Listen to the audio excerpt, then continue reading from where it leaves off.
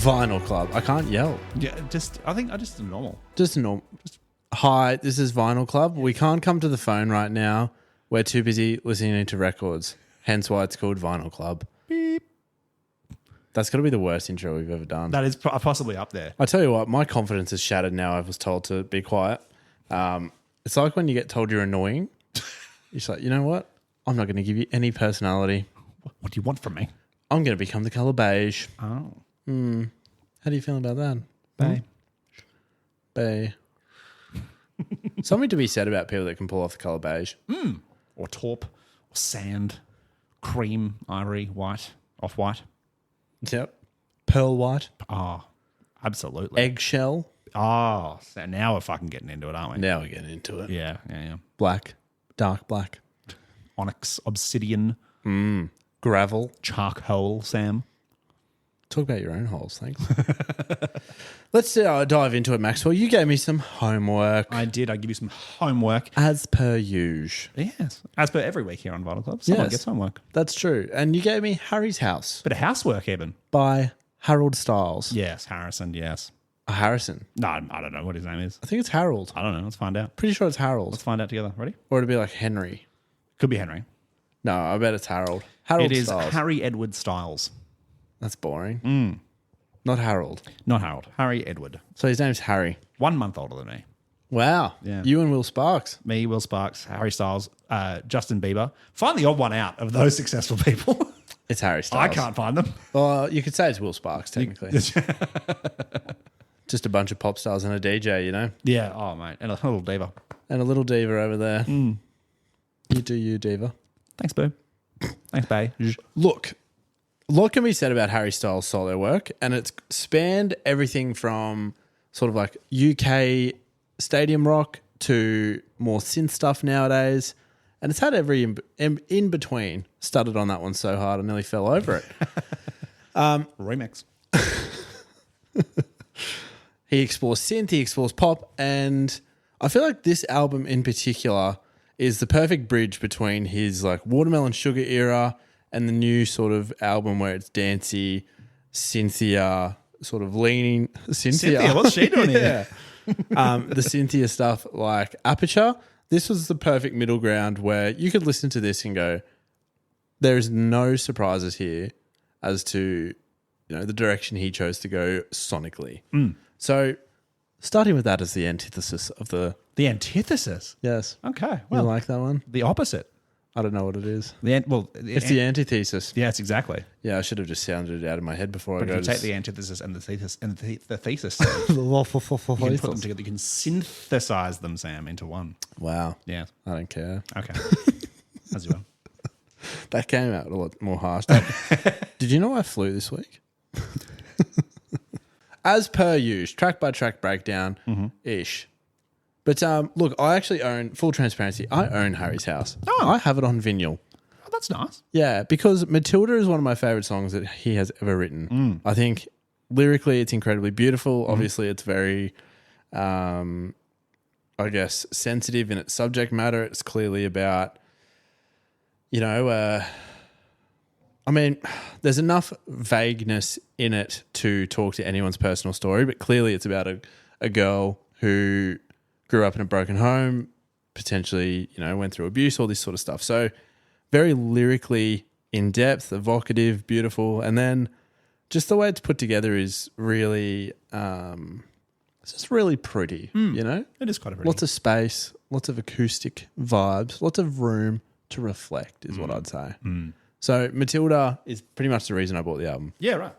Obviously going through some of the other singles that people would recognise as it was, obviously a nostalgic yet modern classic, I feel. It's got this nostalgic sound that would be well placed in like an early 2000s pop scene. But, you know, everyone knows that song. It's a banger. Yeah. There's a reason it's so popular. Did some fucking numbers. Huge numbers. And then you've got Satellite, which I think is one of his most underrated singles and songs. It's just so catchy. It's so poppy. It's cheesy without being cheesy. It's kind of like ironic. Vegan cheese, if you will, Sam. Vegan cheese. Yeah, like fake cheese. Fees.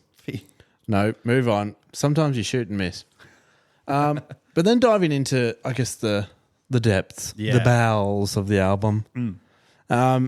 We've got songs like, well, as a start, I was listening to it. I was like, there are so many different sounds on this album. Yeah. We've got disco and like funk vibes. We've got acoustic guitar based stuff. We've got piano. We've got synths. We've got every in between. So the man experimented on this album. You've got the real disco vibes with songs like Late Night Talking. They're just fun and boppy. And then you go into songs like Grape Juice where it's so reliant on this bass riff.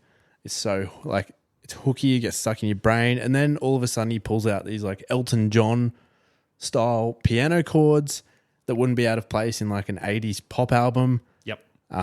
Goodbye Yellow Brick Road, you know. Came out in 1968. That's what I mean. The 60s. I don't know my eras. I was born. No, I'm going to double check myself out. Just check the TISM is operating at full function. Damn, 1973. Damn.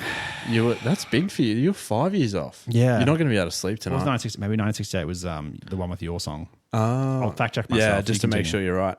But you know, that in combination with like the megaphone affected vocals, very much like a 60s or 70s pop vibe. Then you got songs like Daylight, where there's this offbeat sort of drum section that's always driving forward. You've got the vocals pushed back heavily in the mix, which almost gives it like a Joji energy. Wouldn't be, you know, off brand to be on Ballads 1 or fuck, what are the other albums called? Oh my God. Smithereens. He's my favourite Simpsons character. Nectar. And the new one's called Piss in the Wind. There you go. I'm not even closeted. I fucking love Joji. You are open and out. I have pretty much every Joji album on record. Yeah. And they're so fucking expensive. And I paid a lot of money to go see him in November. Yes. $250 for GA. Fuck my ass. Goodness gracious. But look, moving through the rest of the album, we've had the pop elements, we've had the sort of funky elements. Then we dive into this sort of lo-fi, dreamy soundscape with songs like Little Freak.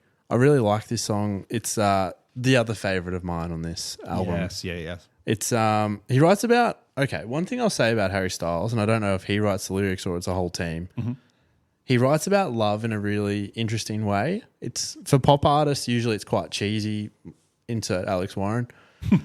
But Harry seems to write about love and loss in really personal ways that you then attribute your own story to quite easily. Yeah. And I think more than any other male pop artist at the moment, he's probably the one that, from a story perspective, I connect with the most and find it the easiest to listen to, because I think his ability to tell relatable yet weirdly specific stories is quite impressive. It's not like, you're reading me out of the ordinary. Or whatever Alex Warren says. That was a Kelly Holiday, Alex Warren crossover there. Oh my God, Kelly Holiday. Didn't block us in the end. No. My question to you is, why were you looking to see if he blocked us? Because he was playing Brisbane on the Friday and I wanted to see if tickets were still available, because I was going to buy us tickets. I see. Just to go and see it. I see. And I tell you what, I'm glad I didn't, because I saw highlights from that show and boy, we would not have been welcome. So many mums. Hey, we're great with mums. Yeah, but we're two straight white guys. We're very mum charming. I'm going to keep turning left. And I'm never turning right. Hello, Mrs. Holiday. How's Kelly? Who? Sorry, Adam. Abby's boyfriend. Kidding. Oh, that camera's not rolling. Doesn't matter. Look, overall, Little Freak and Matilda were my highlights by a country mile. As it was, is popular for an incredibly obvious reason. Yeah. But then to just sort of finish on a couple of last notes, the experimental sort of adventures he has. Well, I thought Boyfriends and Cinema really stood out as like anomalies in the album. One's acoustic and then one's like really funky, really leaning towards almost like a bit of an 80s dance vibe. Yeah. I feel like in many ways it was hard to find a constant theme throughout the album. It felt as though he was just sort of creating music that he felt was, you know, the right mood at the right time and didn't really care about the overall flow. But there are some really cool and interesting little pockets of the album where I go, That's really cool. I wish he did more of that. And then clearly he's taken some elements and put it into the new album. I just think it's a bit of a bits album, but in that same vein, there's bits of everything that you will find you enjoy. Deep and poignant. Poignant. Thank you, Sam. P-O-I-G. Yes. A lot of people get confused about that. Poignant. It's very poignant, Sam. It's very poignant. So I'm a bit confusey about old Harry Styles because I think on one hand, thank you for putting the hand up. On one hand, I think he is probably the male pop star that's doing the most interesting stuff right now. Yep. And I think obviously we've had Kiss All the Time, Disco Occasionally with Aperture being the lead single, which was a great song that kind of Aperture.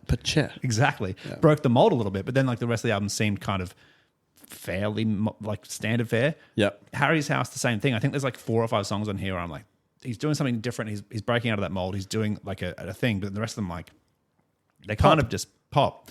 Yeah. And so I'm a bit lost where I'm like, I want him to really focus on just breaking that mold, doing something a bit different, going crazy. Yeah, he seems like he's doing the most, but he's almost doing too much. Like, just pick a lane, stay in said lane.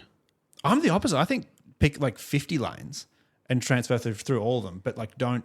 Sorry. Yeah, I think we're saying the same thing, but like, don't mix them all into one album. Like, pick a lane, stay in that lane, explore that lane, and then move on to another one. Or if you're gonna mix in lots of different sounds into one album, make them all a bit out there because he clearly likes playing with a bit of out there sound. But don't just make a couple and then go, and here's the pop one for you. Yeah, exactly. Yeah. I get you. I like it. Yeah. But overall, it was an enjoyable experience. Couple of little diamonds in the rough. Mm-hmm. And we've talked about them all week, so my homework for you should be an enjoyable one. Here we go. Let me just pull it out. And the record too. And the 12-inch. Sam is always flexing himself as he reaches across the room to pick up a little sack. Oh, yeah. I'll put my headphones back on. One moment. Sam's wrapping himself in a bit of ear muff there. All about that ear muff. Here you go, Daddy. Oh, Violent Soho. That is their 2013 record, Hungry Ghost. It's the 10-year anniversary version. It is a 10th, because 10th anniversary. Trying to find a copy of the original, very hard to do. And very expensive to do. Very expensive to do. But look, you don't even have to listen to that. I reckon you could. I could do it straight right off now. the back. I think there's so many absolute hits in. If you're a Violent Soho enthusiast, well, if you came to them during Waco, the album Not the Siege in Texas, if you came to them during their period around Waco, which is when a lot of people kind of like really got on board, and didn't go back and listen to Hungry Ghost, you're doing yourself a disservice. I think Hungry Ghost is where I discovered him. Yeah, same. I mean, I would have been like a lot of people. Covered in Chrome was my first foray into them. Really? Yeah. Dope Calypso was mine. Dope Calypso, there you go. And Saramona Said. Saramona Said's a banger. It is. Lowbrow doesn't get enough love. Yeah.